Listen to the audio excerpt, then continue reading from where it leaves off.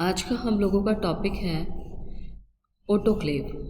ये एक important equipment है जो कि प्लांट टिश्यू कल्चर लैब में स्टरलाइजेशन या निर्जमीकरण के लिए काम में लिया जाता है।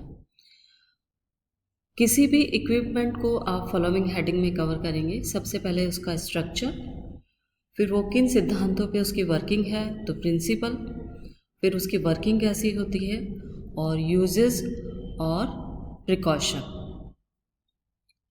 ये एक ऑटोक्लेव दिखा रखा है आपको। जो ये ऑटोक्लेव सिलेंड्रिकल वेसल आपको दिख रही है, ये सिलेंड्रिकल वेसल के फॉर्म में है। साइज इसके वेरी कर सकते हैं और ये डबल लेयर्ड मेटल के शीट से बनाया जाता है। जो मेटल की शीट होती है वो स्टील की भी हो सकती है और कॉपर की भी हो सकती है। फिर आप इसके अंदर वाल्व देख रहे हैं, जैसे कि प्रेशर गॉज है प्रेशर को नापने के लिए, और प्रेशर रेगुलेटिंग डिवाइस है प्रेशर को कम या ज़्यादा करने के लिए। फिर एग्जॉस्ट वाल्व या सेफ्टी वाल्व है हाई प्रेशर को रिलीज़ करने के लिए। फिर इसकी ऊपर वाली लिड है या ढक्कन है जो कि इसको ऊपर से कवर कर रखा है। ये इसकी पूरी बॉडी है।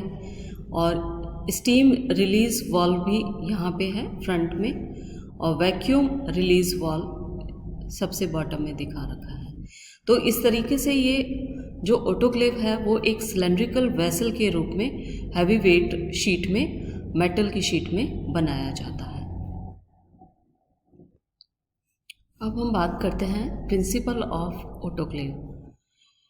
इसमें दो फैक्टर्स इम्पॉर्टेंट हैं, जैसे कि हमने ओवन के अंदर टेम्परेचर से स्टरलाइज किया था।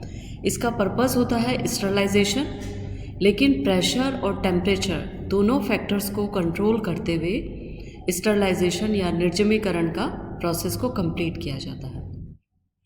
तो हाई प्रेशर के साथ में इसमें pressure is proportional to temperature, तो हाई प्रेशर के साथ में सैचुरेटेड हीट के साथ में बॉइलिंग पॉइंट को बढ़ाया जाता है और उसके द्वारा हाई टेम्परेचर या सैचुरेटेड हीट के द्वारा स्टरलाइजेशन का प्रोसेस कंप्लीट किया जाता है। तो इसके अंदर फर्स्ट है boiling point of water is directly proportional to the pressure when the volume is constant. ये फिजिक्स का लॉ है। When pressure is increased in a closed vessel, the temperature increases proportionately.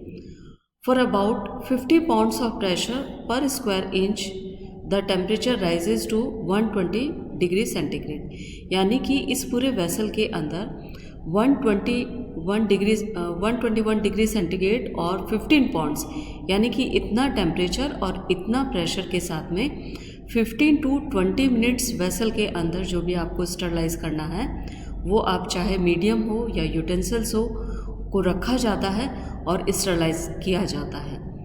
This pressure and temperature is kept constant for 20 minutes during autoclaving.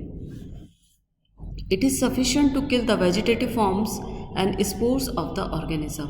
जो ये 20 minutes या 15 minutes रखा जाता है इतने यूनिट्स पे, तो वो स्पोर्स या कोई भी कंटेमिनेशन मीडिया के अंदर हो तो उसको किल करने के लिए सफिशिएंट इसमें होता है। तो ये आपने प्रिंसिपल देखा, दोनों प्रिंसिपल पे काम करेगा, pressure and temperature also. Principle के बाद में वर्किंग ऑफ ऑटोक्लेव।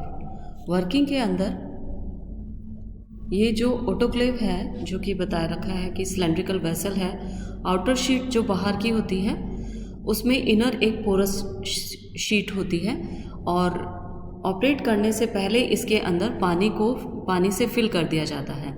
पानी से फिल करने के साथ में इसमें जो भी आपको मीडियम को या यूटेंसिल्स को आपको जिसको भी स्टरलाइज करना है वो पोरस शीट में रख दिया जाता है। रखने के बाद जब इसको चालू किया जाता है तो पानी का बॉइलिंग पॉइंट बढ़ने से इसका प्रेशर अंदर का बढ़ता है, जिसको मेज़र किया जाता है प्रेशर रेगुलेटिंग डिवाइस के द्वारा। और प्रेशर गॉज जो होता है इसके अंदर यहाँ पे भी आपको दिखाई दे रहा है, इसके द्वारा भी रेगुलेट किया जाता है। जब इसका टेम्परेचर 121 डिग्री सेंटीग्रेड हो जाता है और प्रेशर जो है वो 15 पाउंड्स हो जाता है, तब हम इसके अंदर 15 to 20 मिनट्स मीडियम को स्टरलाइज करने के लिए जो रखा गया था वो हम इसको रखते हैं।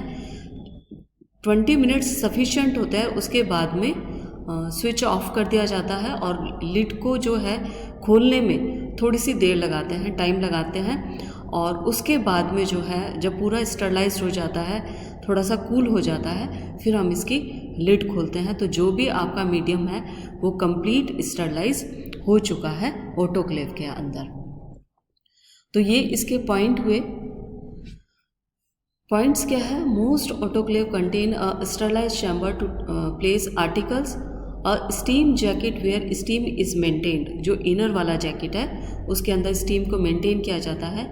Steam flows from the steam jacket into the sterilize chamber, cool air is forced out, a special valve increases the pressure to 15 pounds per square inch above normal atmospheric pressure. तो 121 डिग्री सेंटीग्रेड और 15 pounds pressure to 15 and 20 minutes तक रखने के बाद में जिसको भी आपको स्टरलाइज करना था वो कंप्लीट हो चुका है। नेक्स्ट है purpose of autoclave, to prepare material for bacteriological cell culture, test tube, pipettes, petri dish without contamination. कोई भी कंटेमिनेशन नहीं होगा। और इसके अलावा आप मीडियम भी इसके अंदर स्टरलाइज कर सकते हैं। Prepare elements used for taking samples, needles, tubes and containers and sterilize contaminated material also. ये इसके पर्पस हुए। यूजेस जो है both for solid and liquid culture media को भी आप स्टरलाइज कर सकते हैं। प्रिकॉशन आपको क्या क्या ध्यान रखना है वो बहुत इंपॉर्टेंट है। Fill the water at the bottom of before the start करने से पहले पानी से आप उसको फिल करेंगे और वो जो उसका बॉइलिंग पॉइंट आएगा उसके साथ में आप मेज़र करेंगे, नॉब के थ्रू मेज़र करेंगे। Do not sterilize the heat sensitive material, for an example oil हुआ या कोई भी पाउडर हुआ उसको स्टरलाइज करने के लिए इसको काम में नहीं लेना है। And do not open the lid immediately आपको लिड ओपन नहीं करनी है क्योंकि उस समय उसका टेम्परेचर और प्रेशर जो है काफ़ी होता है।